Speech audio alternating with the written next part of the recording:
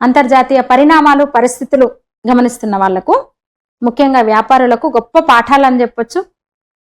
తాజా పరిణామాలు: America Europe ఆంక్షలతో ఆర్థిక ఇబ్బందుల్ని అధిగమించడానికి రష్యా తక్కువ ధరకే చమురు అమ్ముతామని ఆఫర్ ఇచ్చింది.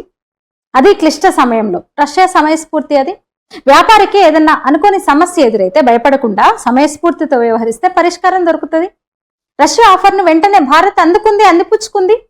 అంతేకాదు రూపాయల్లో చెల్లిస్తామని చెప్పింది.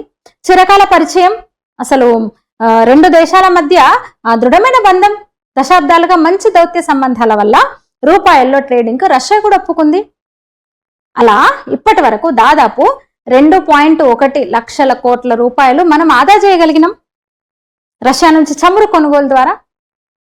అంతేకాదు రష్యా నుంచి చవకగా కొన్న ముడి చమురును, క్రూడ్ ఆయిల్ను మన అవసరాల మేరకు పెట్టుకొని అందులోంచి కొంత భాగాన్ని రిఫైన్ చేసి, శుద్ధి చేసి అమెరికా దేశాలకు ఎగుమతి చేసింది భారత్. అలా వ్యాపార దక్షత, మారుబేరం ద్వారా $15 బిలియన్ ఆదాయం సమకూరింది భారత్కి.